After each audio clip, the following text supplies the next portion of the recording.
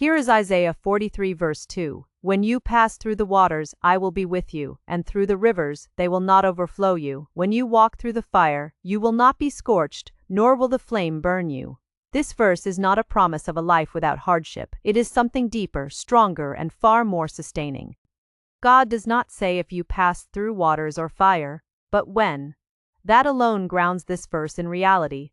Life will bring overwhelming seasons, grief, rejection, financial strain, broken relationships, health struggles, or moments where everything feels like it is slipping out of your control. The imagery here is powerful. Waters and rivers represent forces that overwhelm, situations that feel like they are rising higher and higher, threatening to consume you. Think of anxiety that floods your mind, or circumstances that pile up until you feel like you can't breathe. Yet the promise is not that the waters won't rise, but that they will not overflow you. In other words, they will not ultimately destroy you. Then comes fire.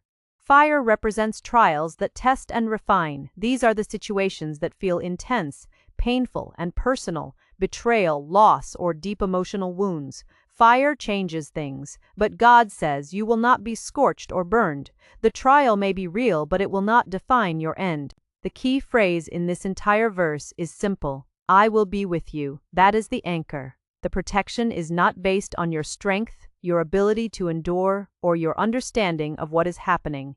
It is based on God's presence. For today, this matters more than ever. We live in a time where pressure is constant. Financial uncertainty, social isolation, broken families, and emotional burdens that people carry silently. Many feel like they are either drowning or burning, sometimes both at once.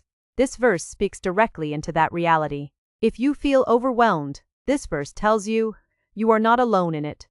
If you feel like you are breaking under pressure, it tells you, this will not consume you. If you feel like life is out of control, it reminds you, there is still one who is in control and present with you in the middle of it. It also challenges a common misunderstanding.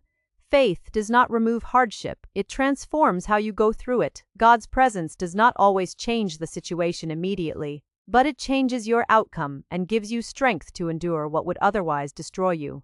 There is also a quiet promise of identity here. Earlier in the chapter, God speaks about calling his people by name and claiming them as his own. That means this protection is personal. You are not just part of a crowd. You are known, seen, and cared for individually. So today, whatever waters or fire you are facing, this verse invites you to shift your focus. Not on the size of the problem, but on the presence of God within it. The waters may rise and the fire may burn, but neither has the final word over your life. God does.